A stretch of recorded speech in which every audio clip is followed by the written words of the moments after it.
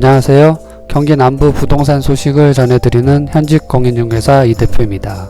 어느새 6월로 접어든 2021년입니다. 상반기 집값 동향 그래프를 보면 연초 예상했던 부동산 시장과 큰 차이가 없다는 점이 보이는데요.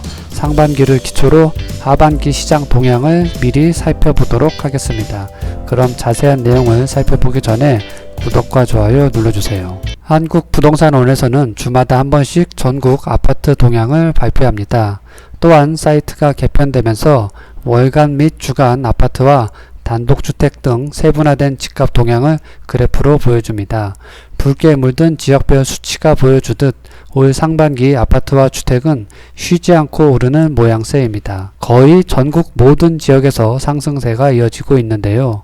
모두의 관심 속에 아파트의 매매, 전월세 상승세는 꺾일 기미가 보이질 않습니다. 이미 작년 말 올해 아파트 가격에 대한 예상치가 일부 전문가들만 잘하면 부합, 대부분의 현장에선 상승에 더 많은 목소리를 냈던 이유가 이제 증명이 된 듯합니다. 사실 서울의 공급량 자체가 줄어들면서 충분히 예상 가능했던 시나리오가 아니었나 하는데요. 공급의 감소 원인에는 사실 임대차 3법의 역할도 크지 않았나 합니다. 늘어나는 세금과 보유세 논란에 기존 보유자들이 버티기로 들어가고 상급지로 갈아타게 하려는 수요 역시 이전보다 크게 늘어난 비용으로 쉽지 않게 된 상황입니다. 결국 기존 시장에서 순환되어야 했던 물량마저 잠기게 됐습니다. 호가만 크게 오르고 매매는 잘 되지 않는 상황이 지속되면서 전국적인 가격 상승이 이어지고 있습니다. 매매가 상승과 더불어 전월세 상승이 함께 이루어지고 특히나 전세를 구하기 어려워진 상황이 6개월 넘게 지속되면서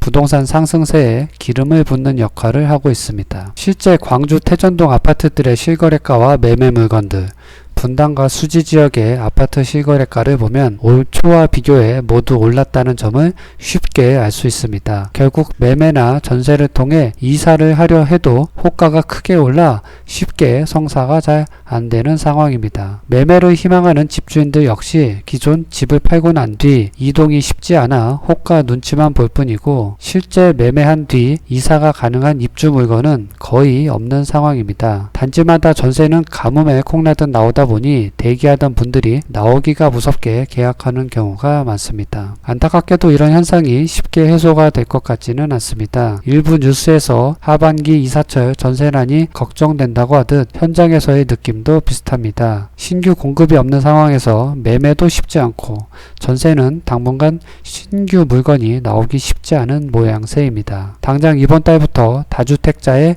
양도세가 더 강화되고 전월세 신고제까지 시행되어 공급 물량 부족에 정책의 엇박자까지 더해지는 상황입니다. 5월 말부터 오는 문의 전화의 대부분이 9월이나 10월 매매나 전세를 찾는 분들인데 현재로서는 마땅한 물건이 잘 없어 계약이 쉽게 이루어지지 않고 있습니다. 개인적으로 내년 초까지도 현 상황이 이어질 듯 보여 안타까울 뿐입니다. 특히나 내년에는 대선과 지방선거가 예정되어 있어 시장 불안 요소가 더해질 수 있습니다. 공급에 장사 없다고 하는데 서울을 비롯한 수도권의 공급 물량은 올해는 물론이고 내년에도 크게 부족해 보입니다. 작년에 발표했던 여러 공급 대책들도 현재 진행 상황이 여의치 않은 듯 보여 집값이 하락하거나 안정된 후 매매를 계획하는 분들이라면 이사를 원하는 지역의 부동산 시장 상황을 좀 더 자주 체크해 봐야 할 듯 합니다. 아무리 팬데믹의 시대라고는 하지만 오르기만 하는 부동산 시장이 그저 좋게만 보이지는 않습니다. 하루빨리 공급이 더 늘고 시장이 조금은 안정화되기를 바라며 마지막으로 구독과 좋아요 부탁드립니다. 시청해 주셔서 감사합니다.